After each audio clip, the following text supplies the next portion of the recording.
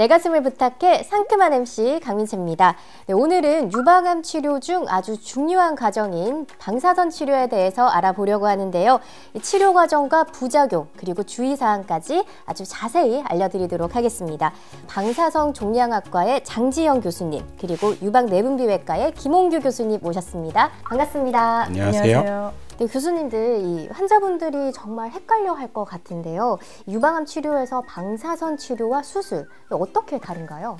지금 이제 유방암 환자의 치료 여정을 이제 그리고 밀리터리 쪽으로 좀 비유를 해보고자 하는데요. 밀리터리 덕후시라고. 덕후까지는 아니고 또 암이라는 적과 이제 우리가 대항해서 싸울 때 어떻게 해야 되냐. 일단은 저희 유방외과가 사령관이긴 합니다. 유방외과가 사령관이고 영상의학과라든지 이제 병리과는 이제 적의 상태나 어디에 분포해 있는지 어떤 성격 부분인지 첩보부대, 정보부대라고 생각을 할 수가 있겠어요. 네, 필요한 정보를 이제 모아주고 다 모아서 이제 회의를 해서 여기 이렇게 분포돼 있다. 범위가 이렇다. 우리가 어떻게 치료 방침을 해야겠다 이런 거를 이제 다 같이 상의를 해서 이제 치료 방침을 이제 결정을 하고 이제 뭐 종양내과에서 이제 여러 가지 전신 치료를 하는데 그 전신 치료가 보통 우리가 융단 폭격이라고 하죠. 예전 같은 이제 융단 폭격인데 저희가 이제 특수부대로 가서 도려내는 겁니다. 제가 할 수 있는 역할을 이제 하고 나면은 그다음에 이제 장지현 교수님이 또 가서 이제 국소적으로 치료를 또 하는 겁니다. 정말 큰 어벤져스 팀이라는 생각이 드는데 그러면은 유방암 환자가 모두가 다 방사선 치료를 받게 되나요? 모든 환자가 방사선 치료를 받는 것은 아니고요.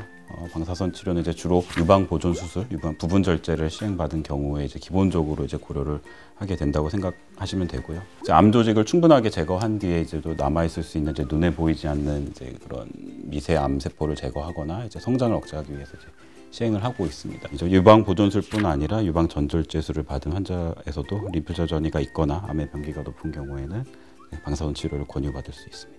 환자의 개별적인 상태라든지 그리고 종양의 특성에 따라서도 치료 여부를 결정할 수 있습니다.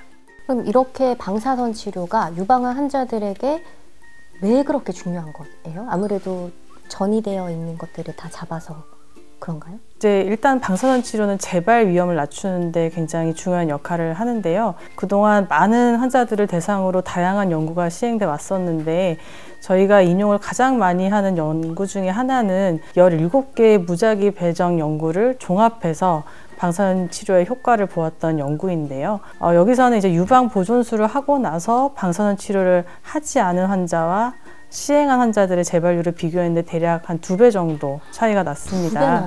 그래서 재발률뿐만 아니라 또 일부 환자들에게서는 생존율에도 이득을 줄 수가 있다고 연구된 결과들도 있고요. 방사선 치료가 진짜 얼마나 중요한지 보여주는 수치인 것 같네요.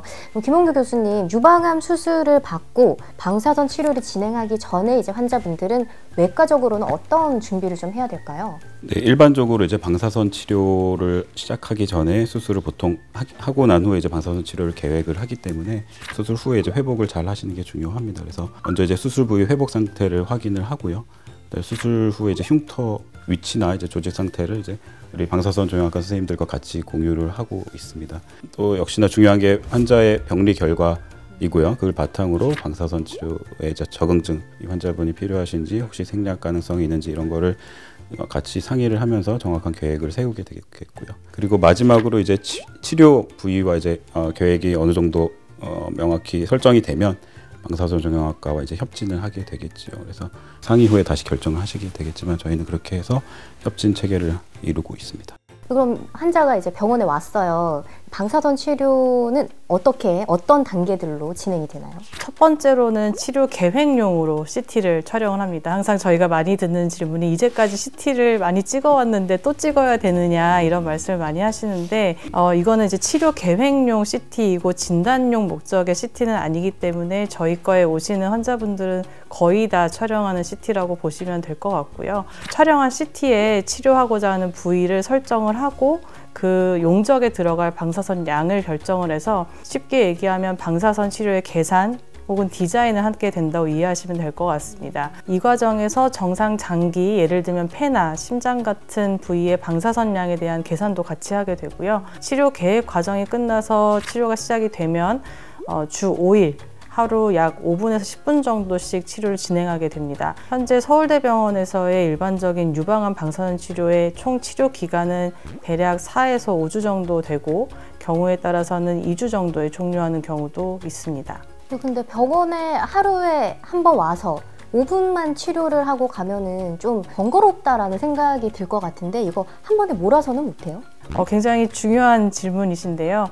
방사선 치료를 이렇게 한 번에 끝내지 않고 나눠서 받는 이유는 환자의 피부 그리고 정상장기에 대한 부담을 줄이고 또 그 와중에 치료의 효과를 극대화하기 위해서입니다. 방사선은 암세포뿐만이 아니고 주변의 정상세포에도 영향을 미칠 수가 있는데요. 치료를 나눠서 진행을 하면 그런 정상세포가 손상된 부분이 회복될 시간을 가질 수가 있고 또 암세포들을 이제 회복되지 못하도록 막는 효과도 있어서 더욱더 효과적으로 작용할 수가 있습니다. 그래서 이런 방식들은 이제까지 방사선 생물학 그리고 임상시험들로 거쳐서 입증된 치료 계획에 기반한 그런 결정 사항들이어서 현재도 이상적인 횟수와 선량을 찾는 노력은 계속 진행이 되고 있어서 앞으로 변동될 가능성들도 있습니다. 네, 그러면 혹시 만약 병이 재발을 하면요, 같은 부위에 방사선 치료를 다시 또 받을 수 있어요? 그것도 굉장히 중요하고 또 어려울 수 있는 질문인데요. 방사선 치료는 이미 조사된 부위에 다시 시행할 경우 어디나 마찬가지지만 정상 조직에 큰 영향을 줄 수가 있습니다. 그래서 이전에 제가 전공의일 때에는 재치료는 사실 금기사항에 가까운 일이었었거든요. 현재는 여러 연구 결과들로 방사선 치료를 재시행하는 것에 대한 부담이 예전보다는 많이 줄어든 상황입니다. 그렇지만 환자들마다 상황이 다르기 때문에 과거에 받은 방사선 양, 그리고 범위, 그리고 방사선 치료 사이의 간격 이런 것들을 고려해서 결정을 해야 되고요. 그렇기 때문에 의료진과 충분히 상의하신 후에 결정하시는 것이 중요하겠습니다. 방사선 치료하면 또 이제 많은 분들이 부작용에 대해서 걱정을 많이 하실 것 같아요. 부작용은 어떤 것들이 있나요? 방사선 치료의 부작용은 기본적으로 저희가 급성 부작용 그리고 만성 부작용으로 나누게 됩니다. 급성 부작용은 주로 치료 시작 때부터 치료 종료 후 3개월 정도까지 나타날 수 있는 부작용을 우리가 급성 부작용이라고 이야기를 하고, 만성은 그 이후, 특히나 이제 주로 6개월 이후 정도에 나타나는 부작용들을 만성 부작용이라고 이야기를 하고요. 급성 부작용은 이제 맨 처음에 방사선 치료를 받기 시작하시면 굉장히 많이 피곤해 하십니다. 집에 가면은 눕고 싶고 자꾸 자고 싶고 이런 피로감들, 그리고 약간의 구역감들을 동반할 수 있는데, 이것은 오히려 치료를 진행하다 보면 나아지는 경우가 많이 있습니다. 굉장히 심해져서 그것 때문에 많이 힘들어하시는 경우는 드물게 있고요. 주로 느끼실 수 있는 큰 증상은 그 이후에 나타나는 피부 변화가 있겠습니다. 이제 방사선 치료를 하시는 유방 부위에 햇볕에 세게 탄 것처럼 붉거나 거무스름하게 변하는 그런 증상들을 얘기를 하는데요. 또한 이제 유방이 조금 붓는 느낌, 또 뜨끔거리는 그런 통증, 이런 것들이 동반이 될 수가 있고요. 만성 부작용은 급성 부작용에 비해서는 빈도가 굉장히 많이 낮은 편이고요. 방사선 폐렴, 유방의 섬유화, 림프 부종, 이런 것들을 아마 환자분들께서 들어보셨을 텐데, 이런 것들이 드물게 나타날 수 있습니다. 그러면 이제 치료를 받고 나면은 또 뭐 이렇게 시술 조금만 해도 주의사항들이 있잖아요.